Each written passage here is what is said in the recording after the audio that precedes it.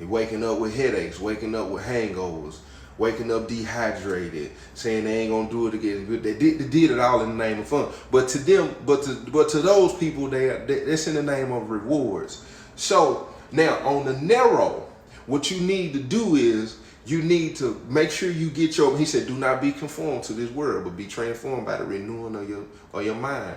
You need to renew them thoughts of what spiritual rewards are versus worldly rewards. Worldly rewards gonna destroy your temple, your mind, your spirit, your health. Those worldly rewards look so fun, but in the long term and short term are so damaging to so many things. Your friendships, your relationships. The worldly rewards are so temporal, but they feel so good. It's just like instant gratification. Destructive is a great word. That instant gratification of a feeling can destroy your life in a second. Worldly rewards, for instance, when I caught my case, listen to me, it takes 5 seconds to get in trouble with something that'll take you 20 years to get out of. Listen to me. Addictions are real. You can go around something, get the kicking, and before you know it, it will spiral your world out of trouble. I mean, out of control. And you will realize it took me 2.5 seconds to get in this spiral. And it's taken me 10 years to overcome trauma, to overcome that I don't trust no more. My self-esteem is low. My confidence is low.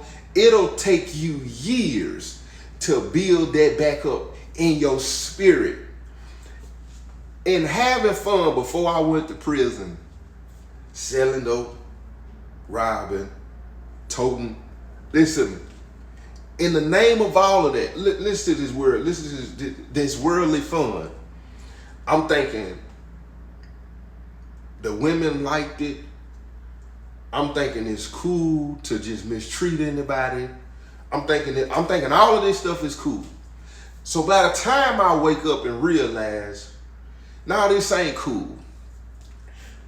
It took years to reconstruct the way my mind thought, just for them little bitty moments on what I thought was fun.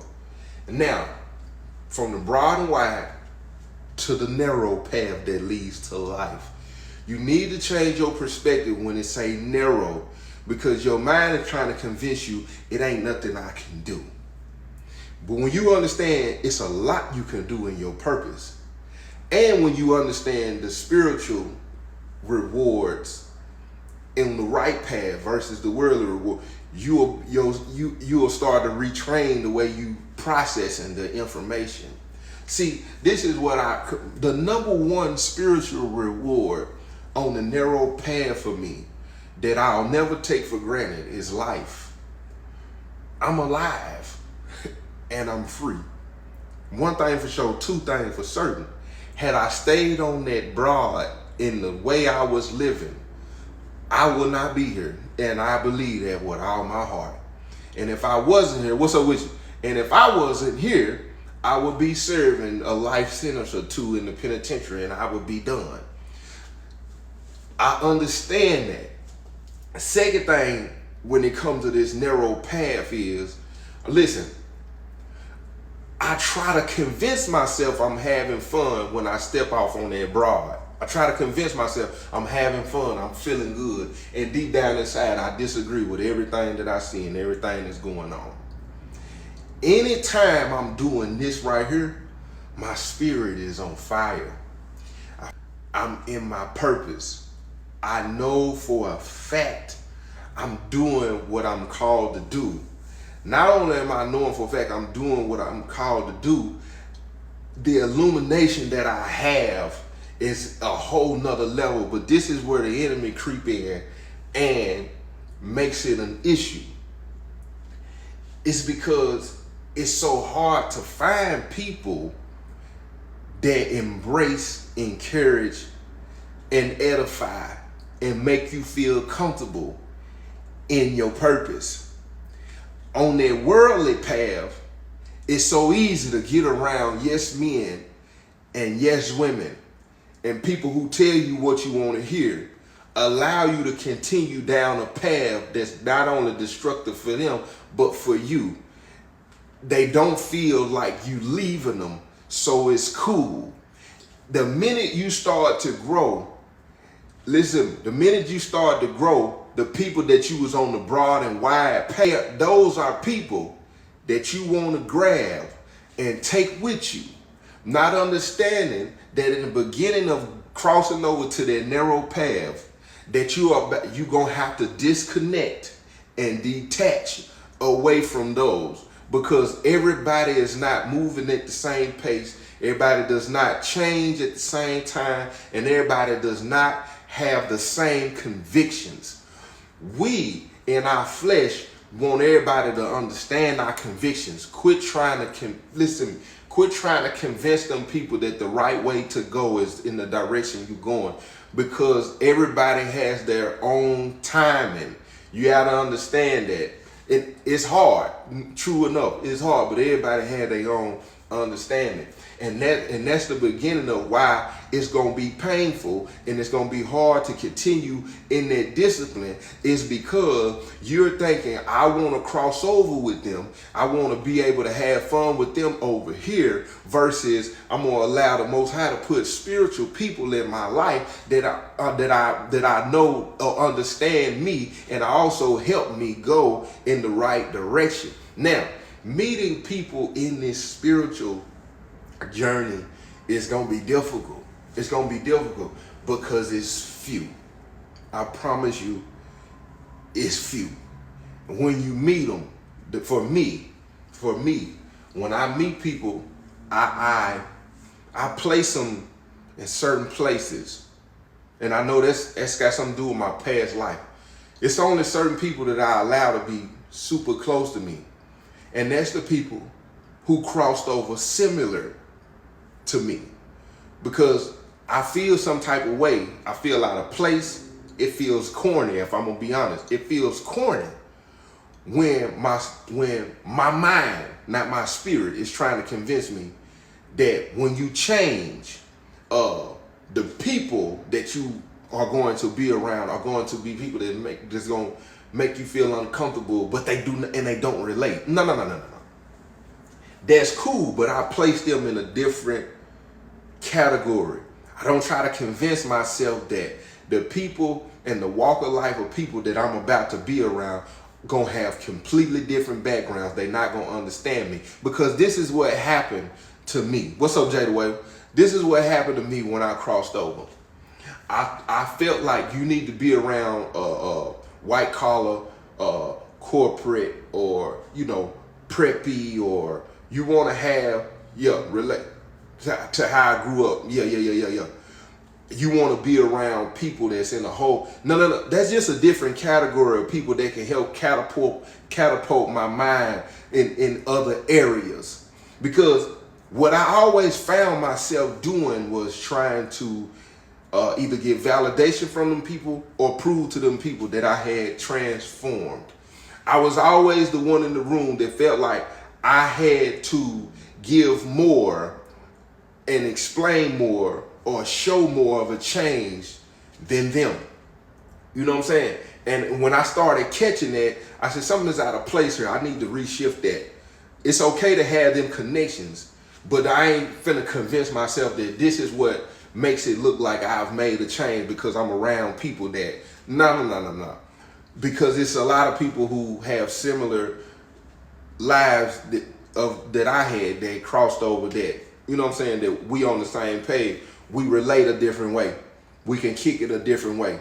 I still get to be me, but I get to be the Joe T in the spiritual realm, and not the Joe T that's in the religious mindset of, how I've changed my life because I'm around people who wearing suits and ties and got briefcases. And because what you don't understand is a lot of them people are in bondage in their own way, in their own way. Because I've learned so much when it comes to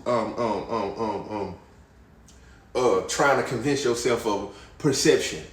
Perception perception is so damaging when you fixated on what it's supposed to look like. Even in the ministry, listen, you know how many people told me, you got to clean up the way you telling the story.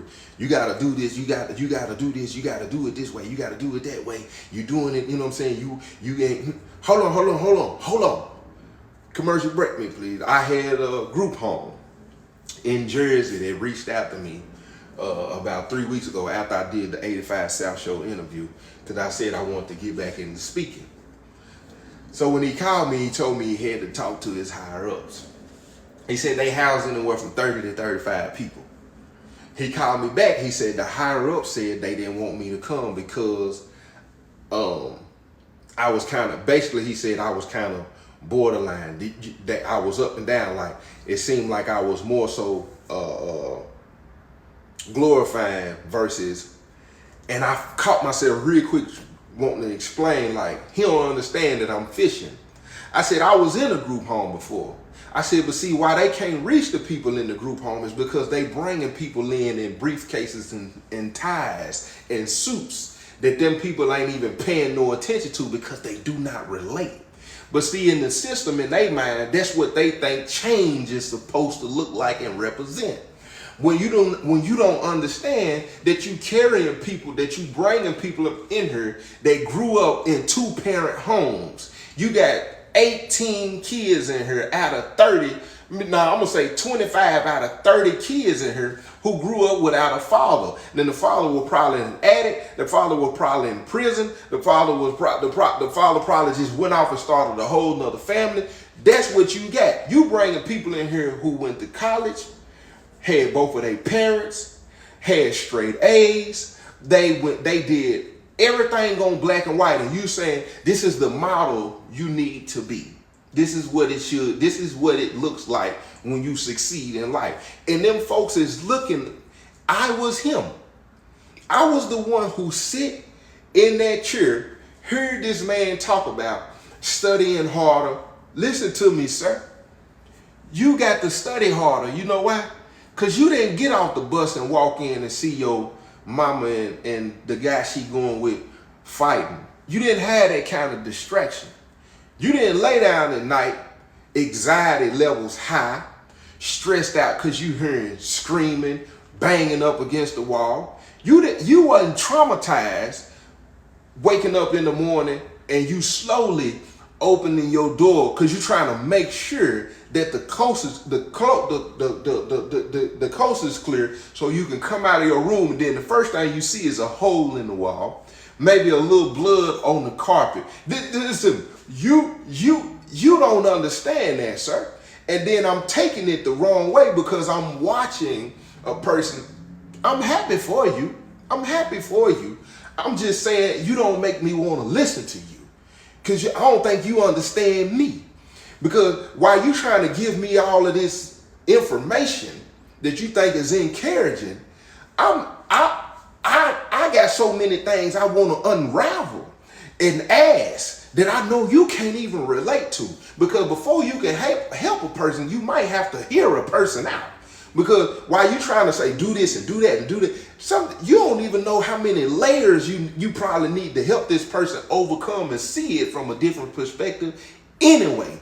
And then not only that, when I get out of here, guess what? I'm going back to a similar environment, sir.